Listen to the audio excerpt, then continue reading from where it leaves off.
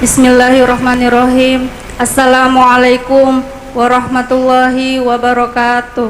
Waalaikumsalam warahmatullah. Perkenalkan, nama saya Risma dari Majelis Taklim Cabang Anggana di bawah binaan guru kami Al-Mukarram Al-Ustadz Ambo Angka. Izin bertanya, Abuya.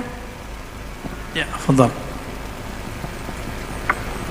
Menurut pemahaman saya bahwa takdir seorang hamba itu sudah ditetapkan di alam ruh. Maka ketika takdir hamba tersebut telah ditakdirkan masuk surga, namun di dalam perjalanan kehidupannya hamba tersebut banyak melakukan maksiat, maka di akhir hayatnya akan dituntun oleh Allah untuk melakukan perbuatan-perbuatan baik, sehingga ketika wafatnya nanti seorang hamba tersebut meninggal dalam keadaan husnul khotimah. Begitu pula ketika seorang hamba ditakdirkan untuk masuk ke dalam neraka, meskipun di dalam kehidupannya, perjalanan kehidupannya dipenuhi dengan amalan-amalan yang baik, namun di akhir hidupnya kelak akan melakukan maksiat sehingga menyebabkan dia akan meninggal dalam keadaan husnul khotimah. Apakah benar, Abuya? Kemudian, maaf Abuya, masih dilanjut. Kemudian pertanyaan saya, jika takdir seorang hamba itu sudah ditetapkan, misalnya hamba ini nantinya akan masuk surga, namun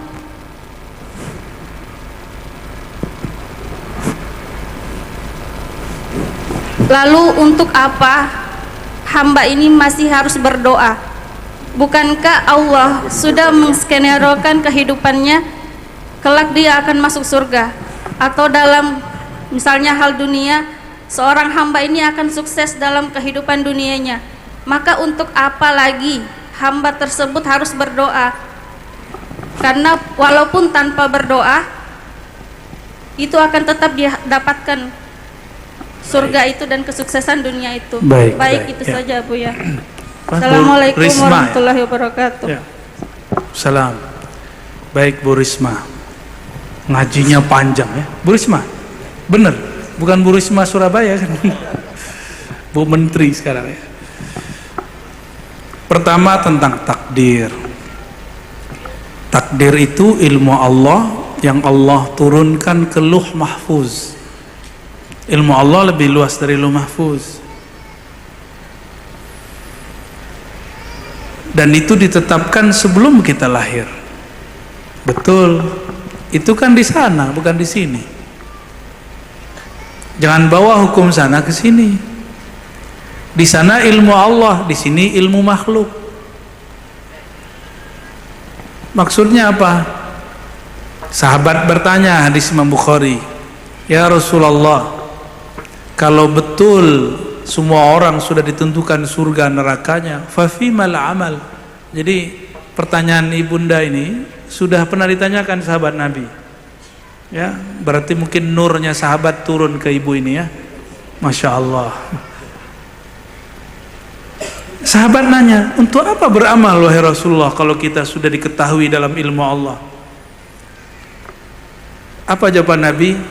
Ya'malu fakullun muyassarun lima khuliqalah.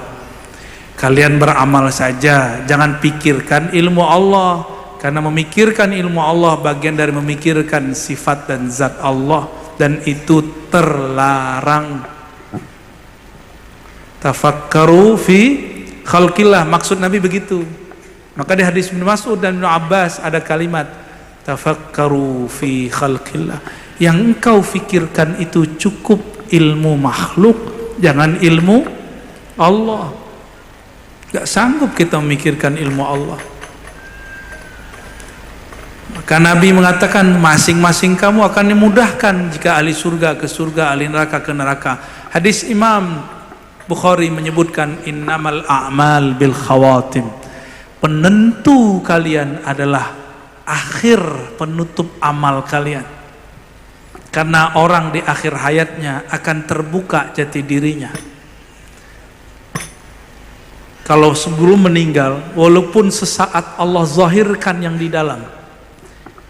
Ini dijelaskan oleh murid daripada Imam Abul Abbas Al-Mursi, namanya Ibnu Daqiq Al-Aid. Apa kata dia? Seorang sufi, seorang usuli ahli ma'rifat, ahli hadis juga. Apabila seseorang di kolbunya dulu ada ketidakikhlasan, ada noda-noda yang dia tumpuk, dia sembunyikan, jika dia hendak sakaratul maut, itu noda Allah tumpah ruahkan keluar. Tapi jika yang dia simpan nur, dia mencari kebenaran, meskipun sudah bunuh 100 orang, yang ke-100-nya ulama, dia kemudian mati husnul khatimah. Termasuk seorang perempuan pelacur, dia cuma dengan memberi seekor kambing, bukan kambing, anjing malah ya, anjing, tapi Allah mengatakan aku ampuni dia. Kalau Allah sudah ampuni, masuk surga. Itu sebabnya kita tidak boleh mensucikan, mengkultuskan orang soleh, sebagaimana kita tidak boleh menghina orang-orang yang bermaksiat, karena kita tidak tahu akhir hayatnya ya. Tapi sudah ada bocorannya, man adali waliyan faqad azantuhu bil harb. Siapa yang menyakiti kekasih-kekasihku, wali-waliku, aku nyatakan perang baginya.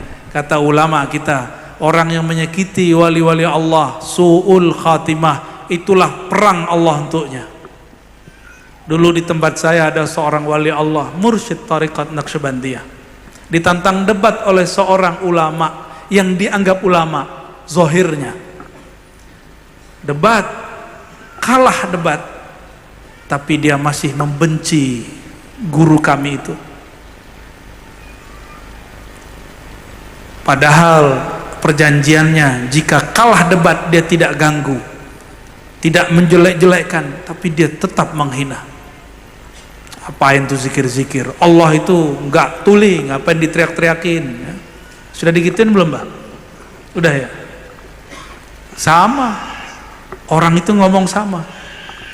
Itu ulama. Yang ngomong ini ulama baca kitab, jago baca kitab. Yang dituduh juga baca kitab. Bedanya ini cuma zahir. 6 bulan sebelum meninggal, suka buka pakaian, lalu jalan-jalan, teriak-teriak, haram, haram, haram, bid'ah, bid'ah, bid'ah, bid'ah. 6 bulan cuma pakai celana dalam, kayak orang gila. Allah buka isi batinnya karena dia sudah melanggar janjinya kepada seorang ahli zikir. Kita nggak doain begitu ya, untuk orang-orang yang nyakitin para aulia. Kita cuma mendoakan semoga Allah membuka hati kita semua, karena kita juga nggak merasa suci kok ya. Ilmu yang kita kaji ilmu aulia, kita belum tentu wali di sisi Allah. Kan ada wali dipecat ya kan. Oh iya, wali ada yang dipecat, nggak percaya.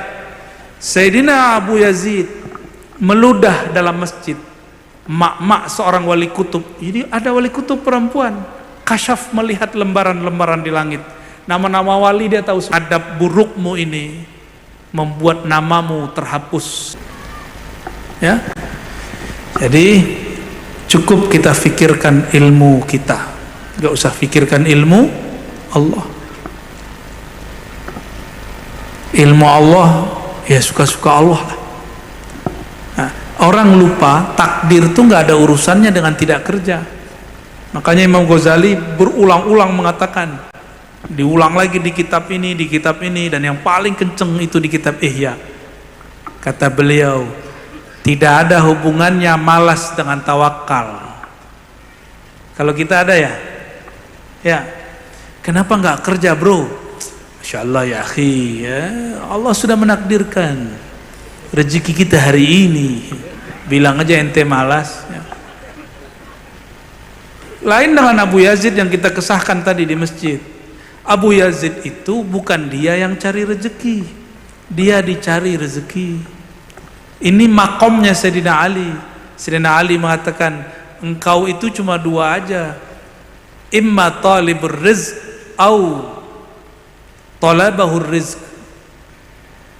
Kamu itu dua aja, pemburu rezeki atau yang diburu rezeki. Kalau kayak Abah ini sudah diburu rezeki. Disebut dalam kitab hikam namanya tajrid. Maka beliau setiap malam saya tanya, Abah majelis kapan aja Bah?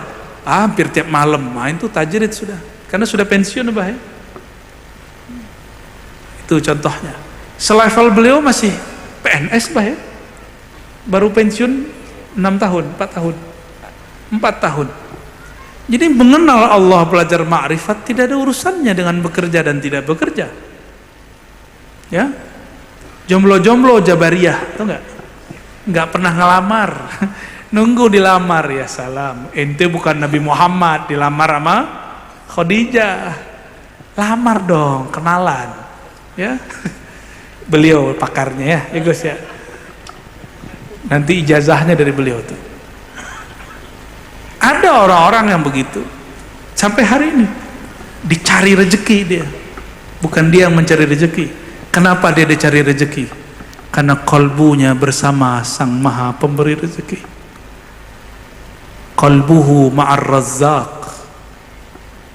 Kita ini kenapa lelah mencari rezeki? Karena hati bersama rezekinya. Orang ini bekerja sama-sama. Dia berangkat sama, dagangnya sama, bedanya ini dikejar, ini mengejar. Itu aja bedanya. Jadi tidak ada alasan iman kepada takdir lalu tidak bekerja, tidak beramal. Dan terakhir tadi, kalau Allah sudah tentukan, untuk apa berdoa? Berdoa nggak ada urusannya sama takdir. Berdoa itu urusannya munajat hamba. Gimana dengan hadis?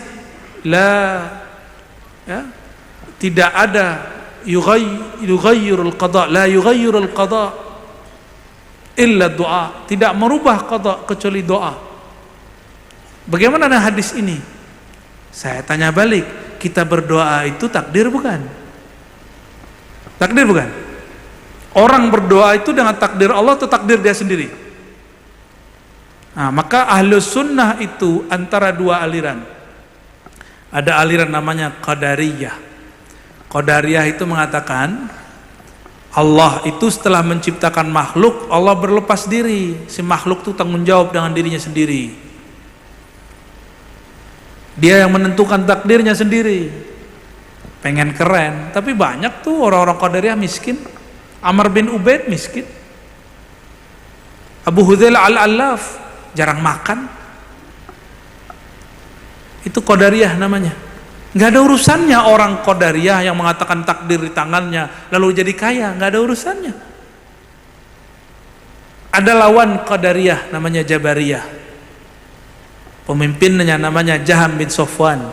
Itu meninggal memberontak kepada pemerintah. Kenapa dia Jabariyah tapi masih berontak?